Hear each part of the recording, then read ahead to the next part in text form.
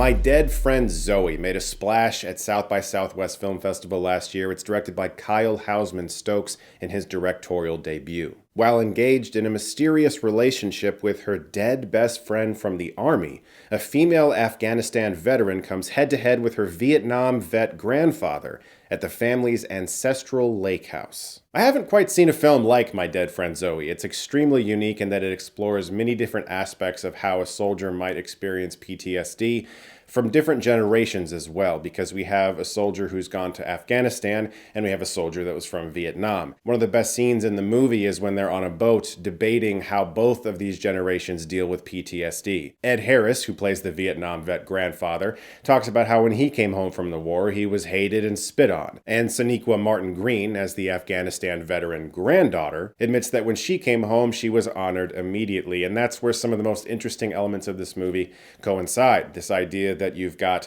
many generations of soldiers who are all dealing with PTSD in their own way, but specifically, our hero, named Merritt, once again played by Green, is picturing her best friend, who we know is dead. And we often flash back to their tour, uncovering how exactly that happened. She's also terrified to talk about this. She's going to group therapy, which is hosted by Morgan Freeman, and he's trying to help other soldiers deal with their own trauma. And she's afraid that if she begins to talk about her friend, that this vision she's seeing of her will go away and she'll have no more connection to her and she'll have to finally admit that she's really dead and not pretend like she's still sitting right next to her. If that wasn't bad enough, her grandfather is dealing with Alzheimer's and she's trying to figure out if she can get him into a home and whether or not that's even feasible or if he will tolerate such a notion. From all these plot elements, you might decide the film is probably going to be very dark and depressing, but it's not. It's a warm movie. It's actually kind of inviting and very funny. Sonequa Martin Green is really terrific here. She holds back so much emotion, which is, I think, the key to some of the best acting you'll ever see in a movie. There's this great quote, I can't remember who said it, but if you ever see an actor who is trying not to cry, that's when you cry, like as an audience member, because an actor who's just like tears flowing and you feel all of that emotion release immediately, it takes something away from you. When an actor is holding back, and you can tell that that person is really trying to not cry, and you can see that that tear just wants to fall, but they're not letting it. That's when it begins to get emotionally effective. And she spends most of this movie in a state like that, holding back. But there was a scene in a graveyard near the end of the film that was so emotionally powerful where she really let a lot of that out.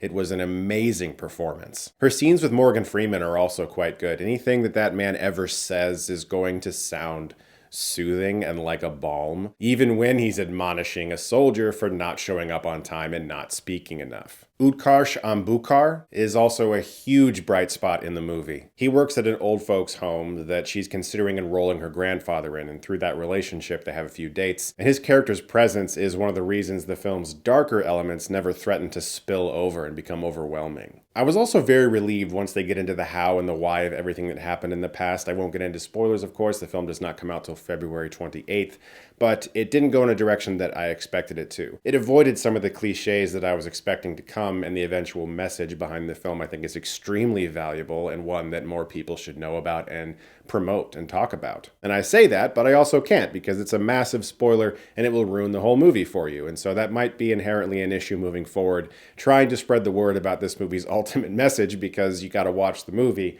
So yeah, go watch the movie and then support the movie's message. If there were one thing about the movie that I think could have been improved, I did feel like there was a little bit too much air in the edit. I feel like there was, maybe a minute or so that could have been taken out of the movie. This is some super nitpicky shit, I know.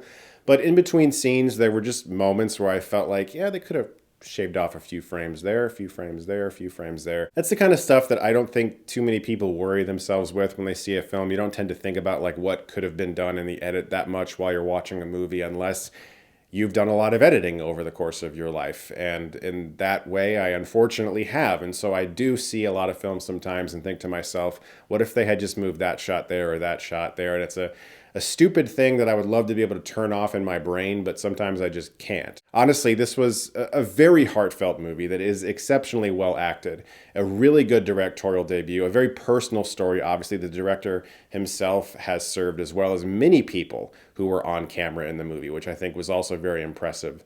The credits showcased that many of the actors that they chose had also served. This is a movie you should definitely see. It's coming out February 28th. I do think it's really worth your time. Check it out when you get a chance. And I also want to thank Neon for sponsoring this portion of the video because The Monkey comes out Friday. That's tomorrow. It's written and directed by Osgood Perkins. It stars Theo James, Elijah Wood, Tatiana Maslany, amongst many others, based off a short story from Stephen King. It's produced by James Wan, and it's awesome. I saw it. It's so bloody. It's absolutely bonkers and wild. There are so many body parts. It really satisfied the gore hound in me that loves that kind of stuff in a horror movie when it's done very well, and it certainly was here. It's also surprisingly very funny. It looks beautiful. The cinematography is excellent, and I'm sure once the year is over, it'll be one of my favorite horror films of 2025. Tickets are on sale right now. Like I said, comes out Friday, tomorrow. Go to the link in the description below to get your tickets now. Thank you guys so much, as always, for watching. And if you like this, you can click right here and get Stuckmanized.